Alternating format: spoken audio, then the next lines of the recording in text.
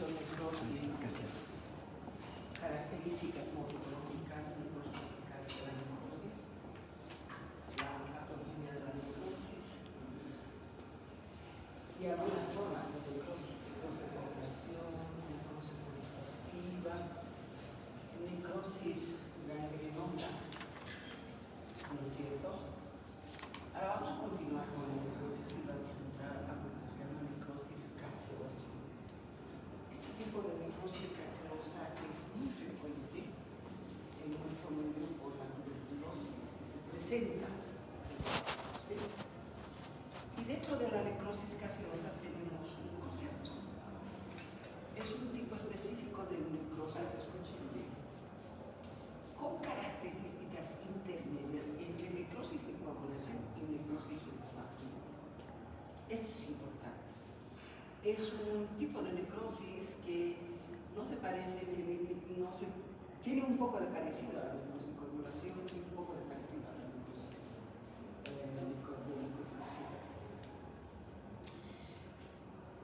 Donde sabemos que en la necrosis de coagulación existe una desnaturalización de las proteínas, ¿no es cierto? Donde las proteínas básicas, las proteínas ácidas se convierten en proteínas básicas, y esa es la desnaturalización de las proteínas. Y las enzimas son proteínas ácidas, entonces se convierten en básicas y no se activan las enzimas, son inactivas, por lo tanto no va a haber desintegración enzimática, por eso es que no se desnaturaliza, no hay una verdadera desnaturalización de las proteínas. Entonces, la necrosis gaseosa es el resultado de la integración prolongada entre el patógeno y la respuesta inmuncelular, dando el daño celular en la gran parte del medio por el propio sistema. ¿Qué quiere decir esto? Que si bien el agente causal en una simple reacción inflamatoria, escúchenme, en una simple reacción inflamatoria con la participación de los macrófagos del leucocitario que abandonan las células sanguíneas, llegan al tejido conjuntival, esos macrófagos leucocitarios no logran desintegrar al bacilo de Koch, porque es un bacilo difícil de ser desintegrado y eliminado. Entonces, hay un fracaso de este macrófago leucocitario frente a este bacilo, que es el bacilo de Koch, porque es muy resistente. Por eso es que se presenta un tipo de respuesta inmunológica de tipo retardada. ¿En qué consiste esta respuesta inmunológica de tipo retardada? Más adelante te lo digo. Donde los linfocitos TCD4 son estimulados por ciertas citocinas, ¿no es cierto? Y estos linfocitos TCD4 van a secretar una sustancia que se llama interferón gamma. Y este interferón gamma va a permitir que este macrófago de origen leucocitario se transforme en otro macrófago mucho más eficiente, se podría decir, para destruir a este bacilo que está siendo difícil de destruir por el simple leucocitario. Este tipo de células modificadas, estoy hablando de la modificación de los macrófagos leucocitarios por el interferón gamma, que se presenta en una reacción de hipersensibilidad tardada, permite que se llame célula epitelioide. El macrófago leucocitario que ha fagocitado al bacilo de Koch no puede destruirlo por sus enzimas lisosomales, por sus especies reactivas de oxígeno que se forman en el mismo macrófago cuando está queriendo destruir a los agentes causales. Este bacilo de Koch es muy resistente, fracasa. Entonces, este macrófago de origen leucocitario pide auxilio al sistema inmunológico, esa respuesta inmunológica del tipo retardado ¿verdad? ¿Dónde participan pues los linfocitos? Los linfocitos T, CD4, a partir de sus receptores H1, para sintetizar ciertas sustancias, ciertas citocinas, como el interferona, que le autoriza y le ayuda al macrófago para que se convierta en célula epitelioide. Entonces, la célula epitelioide es mucho más eficiente, es para poder destruir a este bacilo de Koch. Y la presencia de la célula epitelioide en el lugar donde se está realizando la reacción inflamatoria crónica, la presencia de la célula epitelioide nos da la autorización de decir que se ha formado un granuloma. Porque en este tipo de reacciones inflamatorias crónicas difíciles de eliminar la causa, se forman granulomas. Pero se dice granuloma siempre y cuando está presente la célula epitelioide. Y tiene sus características micromorfológicas, microscópicas la célula epitelioide. El libro nos dice que el núcleo de las células epitelioides tiene la forma de un palito de fósforo o de una goma. Entonces, la presencia de esos nos va a decir que es un granuloma, la presencia de las células epitelioides. Bien, se han transformado los macrófagos simples en células epitelioides y ocurre de que estas células epitelioides tampoco logran, una solita no logra degradar a estos bacilos de la tuberculosa, al bacilo de Koch. Entonces tiene un segundo comportamiento. Se pueden juntar varias células epitelioides se juntan y forman una célula gigante, multinucleada. Una célula gigante multinucleada. Claro, la unión hace la fuerza, ¿no es cierto? Por eso se juntan y forman las células gigantes multinucleadas. Entonces, si yo estoy diciendo que se dice granuloma cuando está presente las células epitelioides que tienen la forma, sus grupos tienen la forma de una coma o de un palito de fósforo, que está alrededor, se dispone cerca alrededor del tejido nervioso. Y la necrosis que acompaña a los granulomas es necrosis gaseosa. Entonces se forma la necrosis gaseosa, alrededor debería estar las células epitelioides. O si no hay células epitelioides, podrían estar en la célula gigante multinucleada. Si nosotros no podemos identificar una célula epitelioide, pero identificamos una célula gigante multinucleada, sigue siendo un granuloma, ¿no es cierto? Porque las células epitelioides están ahí. El problema es decir, este es granuloma porque hay célula epitelioide. Ese es el problema de esta clase, ¿sí? Ahora bien, les he explicado en forma así, muy secuencial, cortita. Vamos a analizar acá el mecanismo, la patogenia. Este concepto está claro, ¿no es cierto? Que la necrosis gaseosa se presenta siempre porque hay una respuesta inflamatoria muy persistente, ¿no es cierto? Pero también colaborada con una reacción inflamatoria de tipo inmunológico, ¿no? Eso permite la presencia de la necrosis gaseosa. Mecanismos o patogenia. Infección inicial, bacilo de Koch. El agente más importante es el Mycobacterium tuberculoso. Este Mycobacterium tuberculoso entra por vía respiratoria, llega a los alveolos, ¿no es cierto? Y es fagocitado por macrófagos alveolares, los macrófagos tisulares. El problema es que la bacteria evita su destrucción por los macrófagos alveolares, que son los macrófagos tisulares. ¿No es cierto? Podrían estar también aquí los macrófagos leucocitarios, ¿sí? Entonces, estos macrófagos tisulares fagocitan y deberían de desintegrarse, ¿no es cierto? ¿Cómo? Por las enzimas que tiene este macrófago tisular y por las especies reactivas de oxígeno que se forman.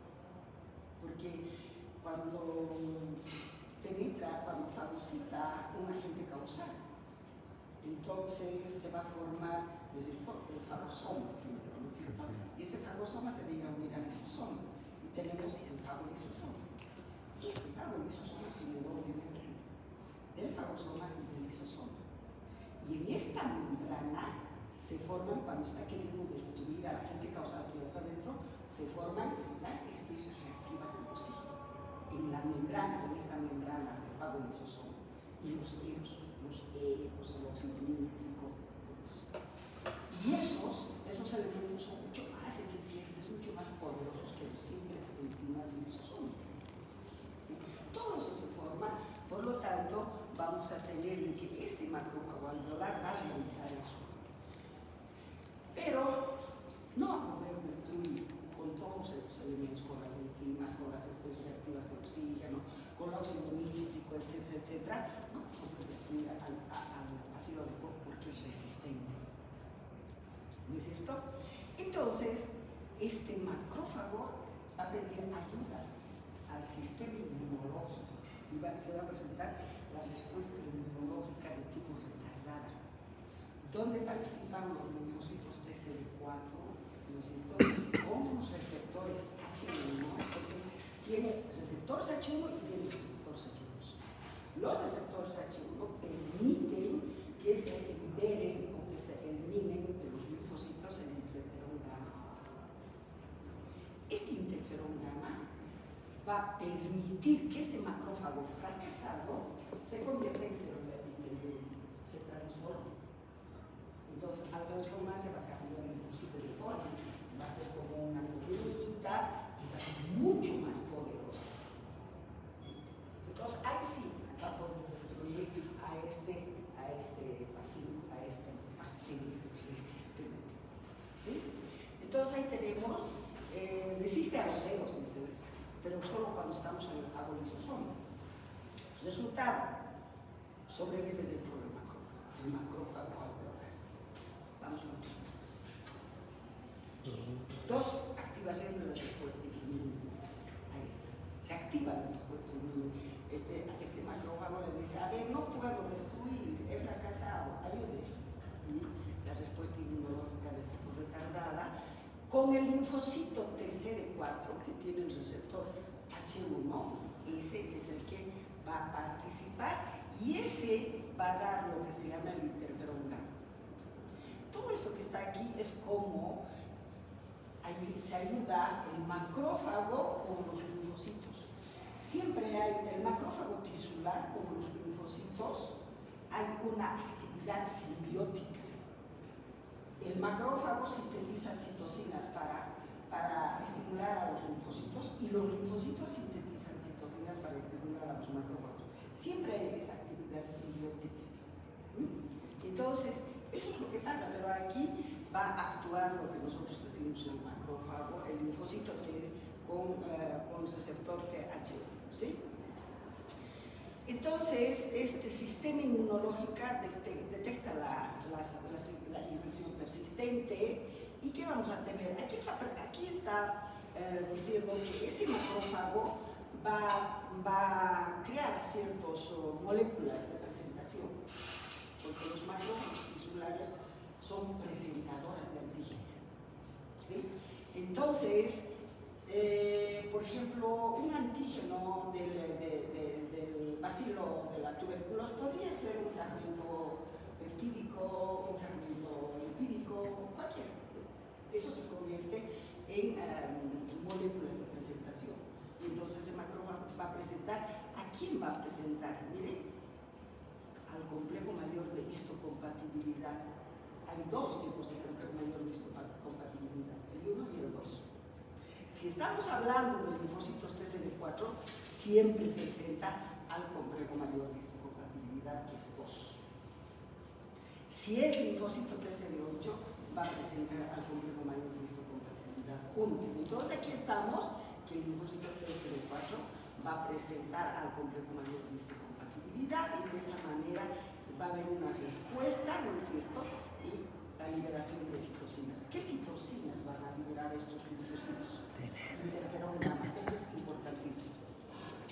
Este interferón gamma permite que los macrófagos fracasados se conviertan en células epitelioides.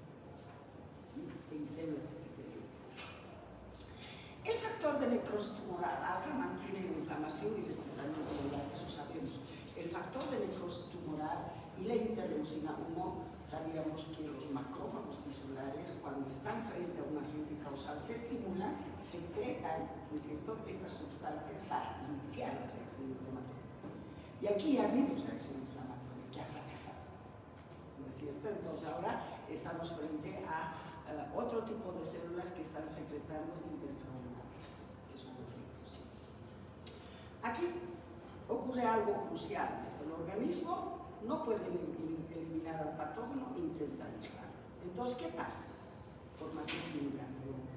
¿Por qué se forma el granuloma? Se origina una estructura defensiva, macrófagos activados que se transforman en células epitelioides. Necesito por todo esto que les he dicho. Ese macrófago lleva a ser célula epitelioide. Células gigantes multinucleadas. Les he dicho que si una célula epitelioide no puede eliminar a la gente, la unión es la fuerza. Entonces se juntan varias células epitelioides, hacen la célula gigante multinuclear y eso pasa mucho más adelante. Seguimos en granuloma. Luego, alrededor de estos, porque estos macrófagos están alrededor del tejido necrótico, porque en el centro de este tejido necrótico, de este granuloma, hay tejido necrótico. Vamos a ver por qué la necrosis. Entonces, tejido necrótico y después las células epitelioides alrededor. Después de las células epitelioides se forma, está infiltrado por los linfocitos T y la fibrosis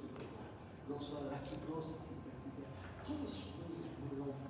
Aquí lo que hemos hecho es, con todo esto, formar un granuloma. Entonces ahí está el resultado: formación de un granuloma, intento de contener el agente infeccioso. Vamos, otra lámina. Esto está. En el tejido pulmonar han estado los bacilos de Koch. Sí, los bacilos el Mycobacterium tuberculoso, esos han estado ahí. En el tejido han sido fagocitados por los macrófagos tisulares y esos han iniciado la reacción inflamatoria, y tenemos que salen los leucocitos o los macrófagos leucocitarios normales, macrófagos, y esos macrófagos quieren eliminar al bacilo de la tuberculosis, no pueden, fracasan y piden ayuda de este tipo de células, los linfocitos TCD4, a partir de sus receptores TH1, que son los que van a ir a liberar interferón gamma. Y el interferón gamma, miren, este leucocito, este macrófago de origen leucocitario, va a permitir que se transforme en células epitelioides. ¿Cuáles son las células epitelioides? Estas alargaditas. Estas alargaditas, miren, tienen como una forma de comita, otros dicen que tienen una forma de palitos de fósforo, etcétera, etcétera. Y el tejido necrótico tendría que estar acá, en la parte central, y las células epitelioides alrededor de él. Bueno, también estas células epitelioides pueden juntarse varias células multinucleares. Este es un granuloma. Aquí en este granuloma, ¿qué es lo que no tenemos? No tenemos tejido necrótico. No hay tejido necrótico. Entonces no es importante la presencia del tejido necrótico para decir granuloma. No todos los granulomas tienen tejido necrótico. ¿Qué es importante para decir que es un granuloma? La presencia de célula epitelioide. Eso es. ¿Sí? Y mucho más periféricamente tenemos infiltrado de linfocitos, de plasmocitos, y si es un granuloma muy antiguo, más periféricamente vamos a tener la fibrosis intersticial. Ese es un granuloma. Y así se forman los granulomas. Vamos muchos. Ahí está. Microambiente hostil dentro del granuloma, dentro de este que hemos visto. No hay tejido necrótico, ¿no es cierto? Ahora miren, el centro de un granuloma se genera, en el centro del granuloma se genera hipoxia, acidosis, especies reactivas de oxígeno, óxido nítrico, que son los radicales libres que el mismo macrófago, esa célula epitelioide, va generando todo esto, ¿no es cierto? Enzimas lisosomales. Todas estas se liberan y ¿qué vamos a tener? Vamos a afectar el microambiente de la parte central del granuloma, ¿no es cierto? Ahí van a estar las bacterias, las células del huésped, todos y van a degradar. ¿Y eso a qué nos va a llevar? A un daño celular progresivo. Y ese daño celular progresivo, los macrófagos activados liberan proteasas, lipasas, radicales libres. Esto produce daño de membranas, escuchen bien, algún daño de las membranas, peroxidación lipídica, alteraciones mitocondriales y se pierde la homeostasia. Se pierde la homeostasia de las células, entra en lesión celular irreversible con muerte celular y en el centro se va a formar lo que es el tejido necrótico.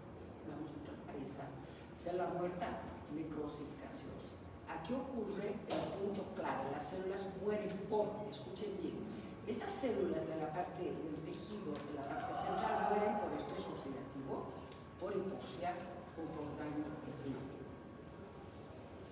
Ocurre desnaturalización parcial de las proteínas, por eso se dice que la necrosis gaseosa es un tipo de muerte celular entre la necrosis de coagulación y la necrosis coagulativa, porque se presenta patológicamente desnaturalización parcial de proteínas, que es una característica de la necrosis de coagulación. Pero no se completa como en la necrosis de coagulación, es parcial. Y la necrosis colicuativa, por supuesto que es completa, ¿no es cierto? Hay desintegración por las enzimas. Tampoco hay digestión total como la necroactiva. Todo es parcial, la de coagulación y la necroactiva. Y eso permite decir de que es necrosis gaseosa. Resultado: material amorfo, granular, sin estructura celular, aspecto gaseoso. Entonces, ¿por qué es este aspecto gaseoso? Por esto. Porque no es completa la necrosis coagulativa, tampoco es completa la necrosis coagulativa. Por eso es el aspecto gaseoso, humoso. ¿Sí? Finalmente, el tejido se organiza. Entonces, ¿qué vamos a tener? En el centro va a haber una necrosis gaseosa. No todos los granulomas tienen necrosis gaseosa. Y alrededor, macrófagos activados, células gigantes, linfocitos, ¿no es cierto? Lo que les he dicho en la anterior, ese granuloma que teníamos en la figurita. Y esto forma el granuloma calcificante. Vamos a ver. Correlación clínico-patológica. Dentro de la correlación clínico-patológica tenemos en la tuberculosis por primera vez. Este tejido necrótico puede licuarse parcialmente o drenar hacia los blancos en cada tos. Se puede recetar a través de la estructuración, por eso es que se hace cultivo de saliva para ver los vacilos de la tuberculosis, ¿no es cierto? Entonces, ahí vamos a tener primero que puede licuarse parcialmente y drenar hacia los bronquios. Entonces, como se está destruyendo tejido y se está eliminando ese tejido destruido por los accesos de tos, se pueden formar cadenas pulmonares, que es una característica radiológica de los tuberculosis pulmonares. La consecuencia es destrucción del parénquima, la diseminación de la bacteria por todo el organismo. ¿No es cierto? Se puede diseminar, salir de los pulmones, ir a los huesos o a los tejidos, y eso se llama tuberculosis biliar. Entonces puede llevar a la tuberculosis biliar.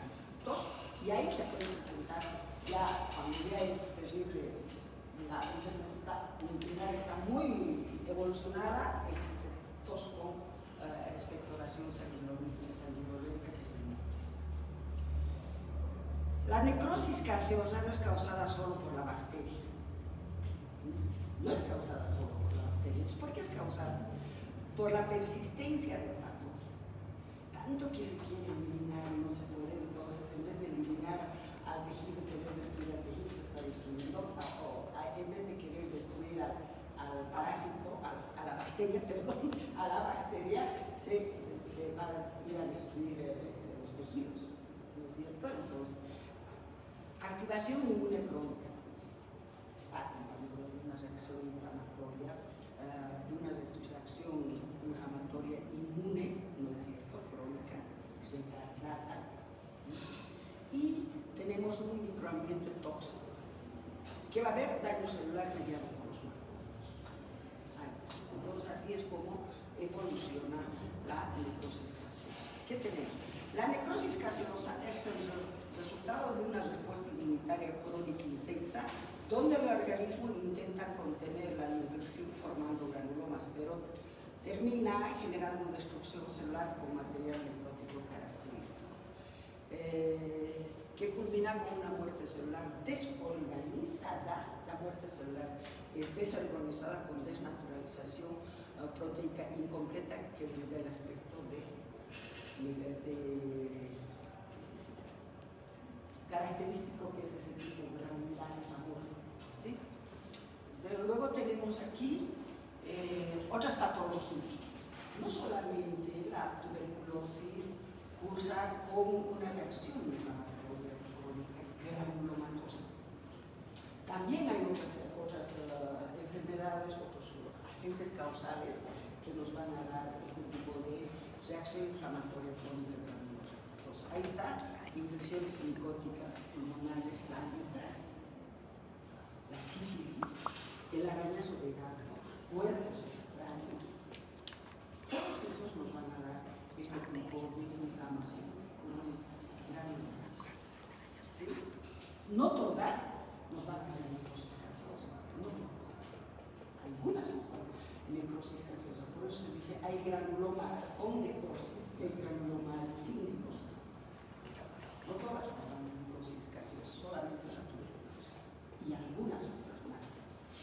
Como por ejemplo tenemos la sífilis, la lepra de tipo tuberculosa también nos da un tipo de granuloma con necrosis gaseosa.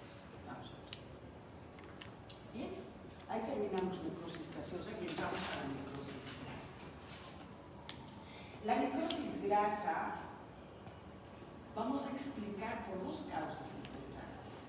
La pancreatitis hemorrágica, que nos va a dar una necrosis, ¿no es cierto? Una necrosis grasa, y también los traumatismos de la glándula mamaria que nos va a llevar a necrosis grasa. Esos dos son los que podemos ver la necrosis grasa. Lo más común es la necrosis grasa por pancreatitis aguda. Es lo más común. La causa, pancreatitis. Pancreatitis necrohemorrágica, se dice pancreatitis simplemente, infección del páncreas. ¿Qué pasa cuando hay una infección del páncreas? Una lesión, una destrucción por una reacción inflamatoria de los ácidos pancreáticos. Y si se destruyen los ácidos pancreáticos, va a haber liberación, ¿no es cierto? ¿De qué? De ciertas enzimas digestivas que tienen que ir al sistema digestivo para degradar todo lo que comemos. Estamos hablando de lipasa, de proteasa. Entonces, en este tipo de pancreatitis, cuando hay una lesión de los ácidos pancreáticos, hay liberación de estas enzimas, lipasa, proteasa. ¿Qué hacen estas enzimas lipasa, proteasa? Salen de los ácidos pancreáticos, se liberan y van a ir a atacar la membrana de los adipocitos peripancreáticos. La membrana ataca la estructura de la membrana de los adipocitos peripancreáticos. Y ustedes saben muy bien que cuando hay ataque a las estructuras de las membranas, es lesión celular irreversible. ¿No es cierto?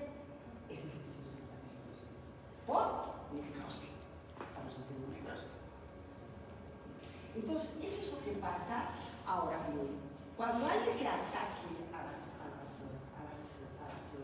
membranas de los adipocitos maduros, ¿qué vamos a tener? Vamos a tener la liberación de los ácidos grasos, las grasas neutras.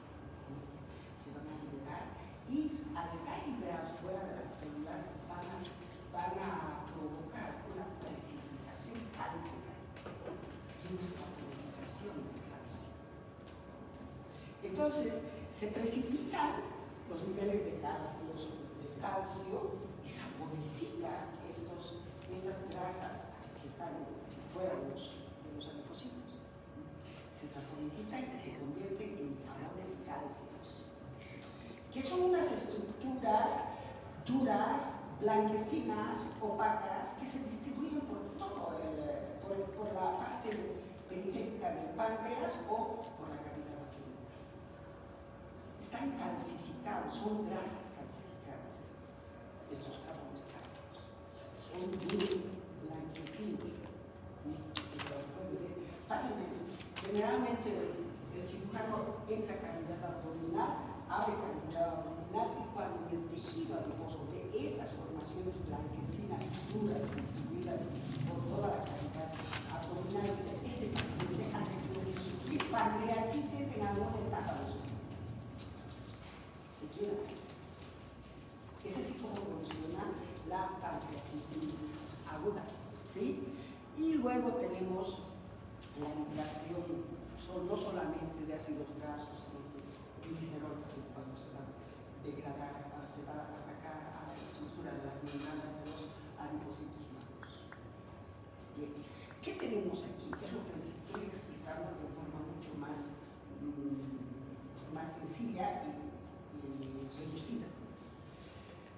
Se refiere a la digestión enzimática de la grasa que se presenta después de una pancreatitis o como un traumatismo directo al tejido adiposo como ocurre en la glándula mamaria. Es lo mismo.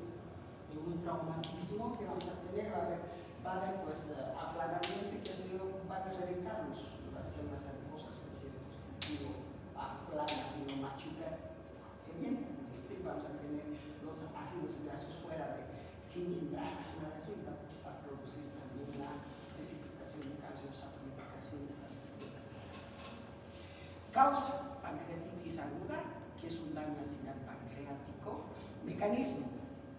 Ahí tenemos activación intrapancreática de las enzimas digestivas, principalmente lipasa y fosfolipasa.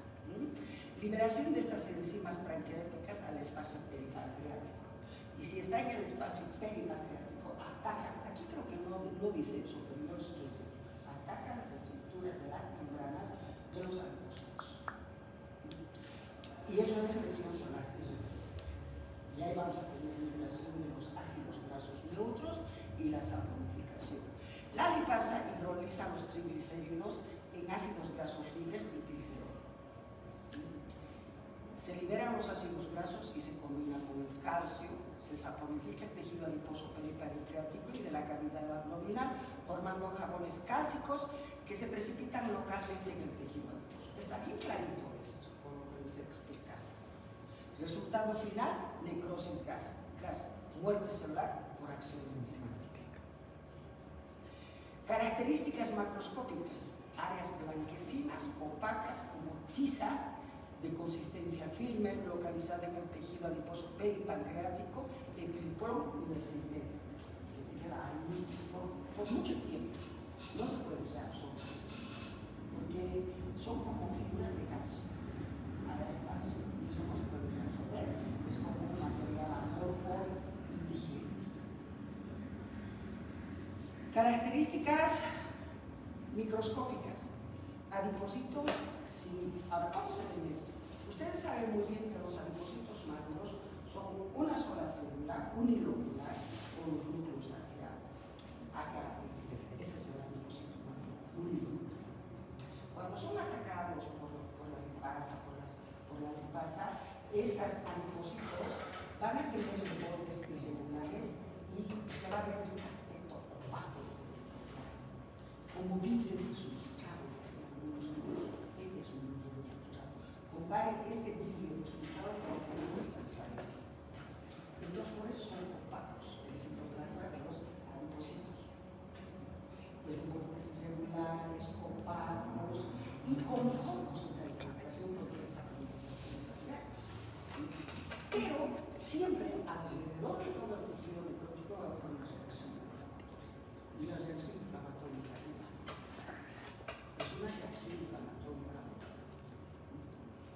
Y va a haber células cálcicas, que son unas sombras basófilas que se ve a través del microscopio. Cuando vemos nosotros estas sombras basófilas de formas geométricas, decimos que estos son de calcificación de los tejidos o de los tejidos necróticos.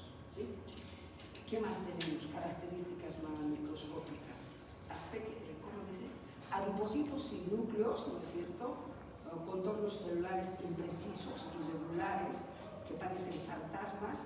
Hay depósitos basófilos de sales de calcio por la precipitación del calcio y siempre hay una reacción inflamatoria. Y esta reacción inflamatoria es aguda en la pancreatitis, porque es una reacción inflamatoria que después que no dura mucho tiempo, es generalmente aguda. Eso es importantísimo. En fase tardía, en fase mucho más tardía, pueden haber macrófagos y una posible fibrosis. Correlación clínica. ¿Qué podemos encontrar nosotros en sangre? En la necrosis gaseosa. Hay precipitación de calcio y se consume calcio. En sangre, en estas figuras calcificadas. Entonces, la hipocalcemia en la sangre, ¿no es cierto? Por eso es que el calcio se consume en la saponificación y puede causar tetania y signos de necrosis. Miren la tetania. Hay que hacer esta correlación de la tetania con la hipocalcemia. ¿Por qué la hipocalcemia? Porque todo el calcio se ha consumido en la saponificación de las grasas. Gravedad. El caso es que la pancreatitis sea más de mayor necrosis grasa y peor pronóstico. Podemos llegar a una pancreatitis necrológica que es de peor pronóstico. Muy rara vez estos pacientes salgan con una pancreatitis necrológica. Hallazgos laboratoriales, aumento de la amilasa y la lipasa celular están aumentadas, pero disminución de casos. Hipocalcemia. Manifestaciones clínicas, dolor abdominal, ¿no?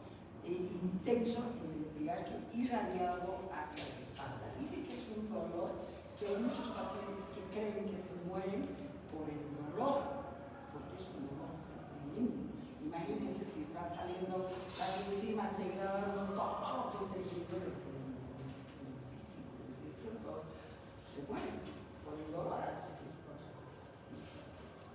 Se irradia hacia la espalda. Listo. Bien, vamos a entrar a ver la necrosis fibrinoide. Esta necrosis fibrinoide generalmente se debe a pequeñas reacciones inmunológicas de rechazo de los es la precipitación o la salida de la fibrina del plasma sanguíneo, sale abandono de la fibrina y esta fibrina, el fibrinógeno, la proteína que está circulando con el plasma, sale y se deposita en las paredes de los pequeños vasos sanguíneos, en las paredes de las arteriolas. Y cuando se deposita en las paredes de las arteriolas, el fibrinógeno se convierte en fibrina. Esta fibrina en las paredes de las arteriolas de los pequeños vasos, ¿cómo se va a ver? Se ven con tinciones de ocinematoxilina como unos filamentitos, filamentitos de ocinematoxilina. Eso se deposita en la pared. Y estas paredes de las arteriolas se endurecen. Y al engrosarse se disminuye la luz de las arteriolas. Y eso puede llevar a un problema de necrosis isquémica. ¿No es cierto? Por ejemplo, si hay esta arteriola que está disminuyendo su calibre porque se ha engrosado y hay este tejido que tiene que ser irrigado, ha disminuido la irrigación y este tejido que va a pasar, va a entrar en una necrosis isquémica. Y si es necrosis isquémica, va a tener que ser eliminado por reacción inflamatoria, ¿no es cierto? Eso es lo que pasa con el rechazo de órganos trasplantados. Eso pasa con el rechazo de órganos trasplantados. Se atacan las paredes de los vasos sanguíneos, se disminuye la pared de los vasos sanguíneos, hay una disminución de la sangre que tiene que llegar al tejido trasplantado, entra en necrosis y todo tejido necrótico es eliminado. Y se elimina, se rechaza. Y necrosis tisular que se presenta en la pared de los vasos, pero de pequeño calibre. Estamos hablando de vasos de pequeño calibre anteriores. Y se observa en reacciones inmunológicas. El rechazo de órganos es una reacción inmunológica de rechazo. Se produce por el depósito de complejo antígeno-anticuerpo y proteínas plasmáticas como el fibrinógeno. Sí, me he olvidado decirles que se precipita el fibrinógeno, pero como es una reacción inflamatoria, es una reacción inmunológica, entonces siempre hay unión de antígeno con anticuerpo, siempre complejo antígeno-anticuerpo. Entonces estos complejos antígenos-anticuerpos también abandonan la circulación sanguínea y depositan en la pared de los vasos sanguíneos. Las más afectadas son la microcirculación, ahí tenemos las arteriolas. Los depósitos de los complejos inmunes y las proteínas plasmáticas que salen de los vasos sanguíneos y generan una imagen rosado brillante eosinófila y de aspecto fibrilar.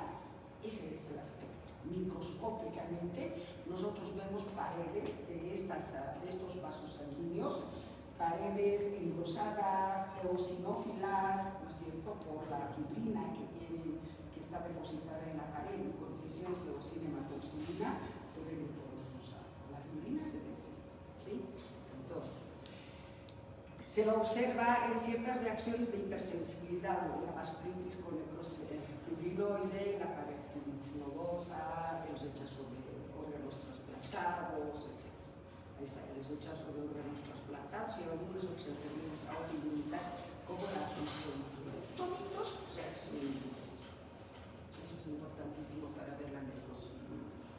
Vamos otra. Necrosis por moléculas cerebrosas. Esto ya he hablado varias veces. Normalmente se producen moléculas de especies reactivas de oxígeno. Los famosos ELI, los famosos radicales libres de oxígeno. En una célula normal, cuando la mitocondria está haciendo la fosforilación oxidativa, es síntesis de moléculas de ATP más agua más especies reactivas de oxígeno. Pero la célula normal va a eliminar estos ceros, va a neutralizar, va a degradar, etc. Nunca en una célula normal se acumulan las especies reactivas de oxígeno. Pero si la célula empieza a funcionar mal, entonces se acumulan las especies reactivas de oxígeno. Y eso retarda a la célula. No le da tiempo a esa célula primero de entrar a lesión celular irreversible y después recibe a lesión celular irreversible. No le da tiempo. ¿Por qué? Porque las especies reactivas de oxígeno directamente atacan estructuras de las membranas, de todas las membranas. Membrana celular, membrana mitocondrial, membrana. ¿Por qué? Porque estas especies reactivas de oxígeno actúan de la siguiente manera. Peroxidación lipídica. Entonces, todos los lípidos que encuentren la degradan. Y fosfolípidos hay en todas las membranas. En la membrana celular, en la membrana mitocondrial, en la membrana del núcleo, etc. Hay una peroxidación lipídica. Y otra forma de actuar de las especies reactivas de oxígeno es la oxidación de proteínas. Y una oxidación de las proteínas. ¿Dónde no hay proteínas? En las membranas. Entonces miren cómo hay ataque estructural de membranas. Y cuando hay ataque estructural de las membranas, es directamente lesión celular irreversible. Eso ya está. Hemos dicho que esa es la característica de la lesión celular irreversible como relación a las lesiones celulares. Y luego también ataca a la ADN. Entonces, es así como actúan las especies reactivas especies reactivas de oxígeno.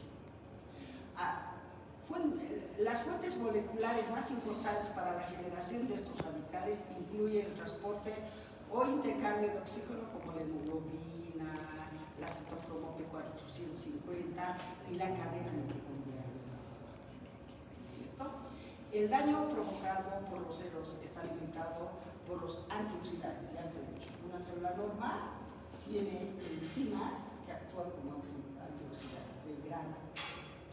Y hay también algunas sustancias como, me parece que es el el hierro, ¿sí? Que también se combina con los radicales libres y los vegetales.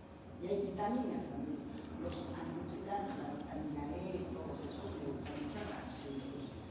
Y ahí tenemos, los ceros están limitados por antioxidantes como la glutatión, que es la glutatión peroxidasa, la peroxibismutasa, después la glutatión sintetasa, que todos son enzimas que degradan a los radicales libres. Los ceros atacan las estructuras de las membranas, alterando la permeabilidad de la membrana celular, inhiben la bomba de sodio potasio, si es que alterada la semipermeabilidad, entonces tiene que inhibir la bomba de sodio potasio. Produce depresión de ATP e incrementa la concentración de carbono libre en el citoplasma. Sabemos muy bien que un punto bioquímico crítico para empezar a hablar de lesión celular irreversible es los niveles de calcio aumentados en células. ¿Sí o no? Ese es el punto bioquímico crítico para empezar a hablar de lesión celular irreversible. Niveles de calcio elevados en el citoplasma de cualquier célula. Y aquí está elevado los niveles de calcio en el citoplasma. Su papel en la necrosis está demostrada en los efectos de la oxigenoterapia. ¿Esto qué quiere decir? Por ejemplo, los niños inmaduros cuando nacen con pulmones inmaduros. Y cuando generalmente los agarran a los niños y los ponen en incubación con oxigenoterapia. Pero que tiene que estar tan bien calculado esto que si se los pasa, en vez de que sea una terapia de recuperación del pulmón inmaduro, esta oxigenoterapia podría ser letal. ¿Por qué? Porque va a entrar oxígeno y como es inmaduro, el pulmón no va a captar y no va a degradar completamente el oxígeno. Y al degradar incompleto el oxígeno se van a formar más radicales libres de oxígeno y la lesión más severa. No siempre la oxigenoterapia es una solución para las células hipóxitas, puede ser letal. ¿Por qué? Porque puede formar más abstracciones de oxígeno.